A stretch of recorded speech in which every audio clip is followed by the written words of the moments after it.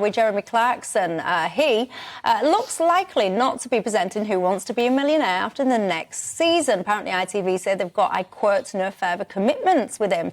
Now, of course, you might remember that he wrote this column about Meghan Markle. He said he hated her. He said he fantasised about her being paraded through the streets naked with excrement thrown at her, which was apparently a reference to Game of Thrones. Never seen a single episode of it, but apparently that's what he said it was. Most people are saying this is a consequence of this column.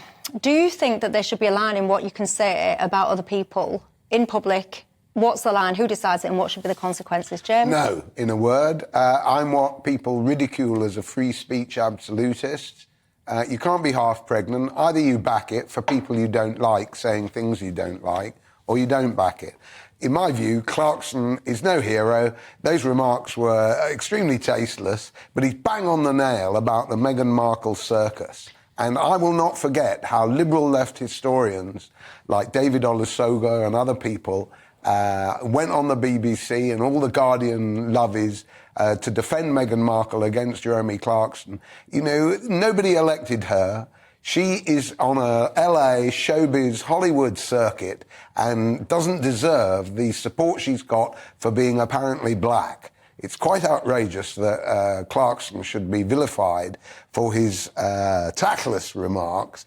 But, you know, either we accept this stuff or we say that you or Joe or me should decide what is acceptable or not. Who's going to be elected to do that? We've got Ofcom. They always like to interfere. Well, we've got all kinds of regulatory authorities in the newspapers. They like to interfere. We are known around the world as a town called Sue because everybody wants a libel action in London. Therefore, faced with all of those facts, we've no choice but to defend a sometimes right-wing headbanger, but an amusing man, Jeremy Clarkson. Jo was rolling her eyes. Well, I think Jeremy Clarkson is an extremely good broadcaster. I think he's a very good writer. I think he says some absolutely crass things. But I think the real fault with this lies with his editors at the paper. You know, people write things he says and said in an Instagram post, apparently. Usually, I read what I've written to someone else before filing, sending it to be printed, but I was home alone on that fateful day and in a hurry, so when I'd finished, I just pressed send.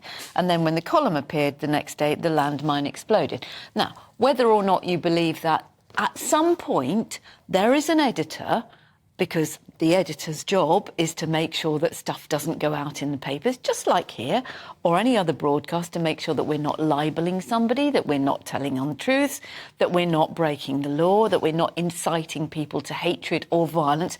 It was a pretty unpleasant and nasty column. And to then say afterwards that it was alluding to something in Game of Thrones, well, I've never seen it, you've never seen it, that's two of us.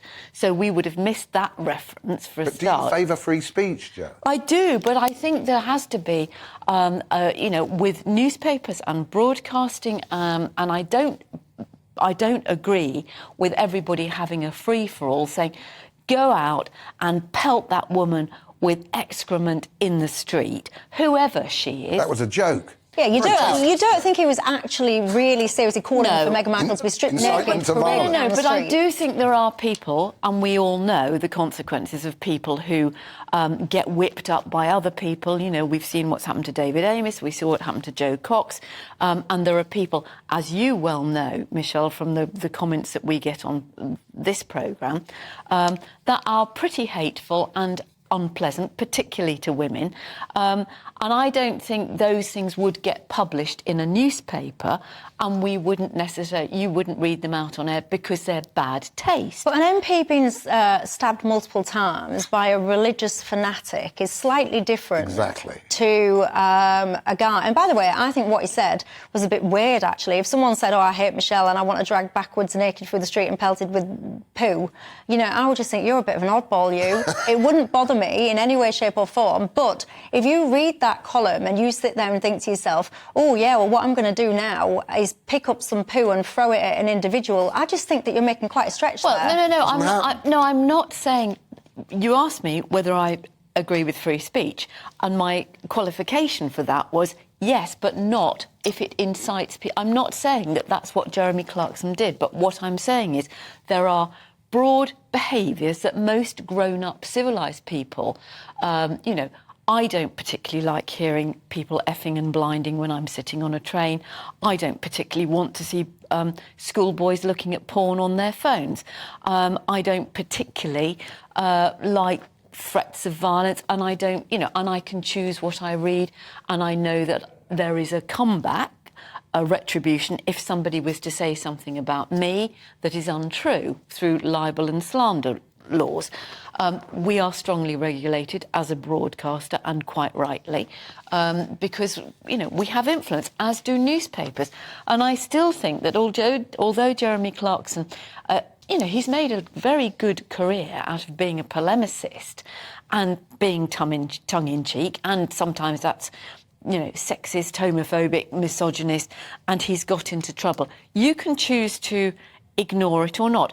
ITV can't, because if they've got people who are saying we won't watch that programme anymore, and apparently women refuse to go on to the celebrity version of it. God. Well, that really is drastic. I am a woman, and I do think, some people, they want to wallow in this constant victim mentality. Come on. From ITV's point of view, if they've got something that is not popular, there were 25,000 complaints about that column, then it's not in their interest to have him. It's more important for them to be popular than to uphold free speech. It's more important for them to bow to the wishes of 25,000 No, the 25,000 people were to the Sun and to the press complaints. Well, fair enough, but they're entitled to complain. I bet these 25,000 people didn't even read the articles. Exactly. It was probably told by some random on social media to complain over there because they'll be offended. ITV have made a business decision. Is Jeremy Clarkson, a money spinner? Is he popular? Maybe his popularity's waned. It doesn't appear to on his farming programme and his other columns. But people vote with their feet. I think we heard from Boris F. Business. What you're saying, Joe, is business is always right. They made a commercial decision. It's fine. Not good for democracy. Not good for free speech. I think there's a lot of selective outrage goes on in this country, because I don't remember this amount of outrage coming out and about, for example, when someone like Joe Brown joked about chucking battery acid, for example, at Nigel Farage. I remember that level of outrage. But anyway, Gary says, Michelle, this is my last try at being heard by GBNews. This doesn't get read out. I'm going to go off to another show. Of course, he says, we need to learn lessons about our past, both recent and historic, but making someone guilty without a fair hearing, especially on the back of information published by someone who's betrayed a trust. Goodness me, Gary, if you want to be read out on telly, you've got to, make it a little bit short. Anyway, Gary's point is, I always ignore his emails, and he thinks we're leaping to conclusions and making Matt Hancock guilty before proven. We're not. He's got to be given the assumption. You've got to stay on now and listen to my show. Gary. We heard you. Yes, there you go. You were heard.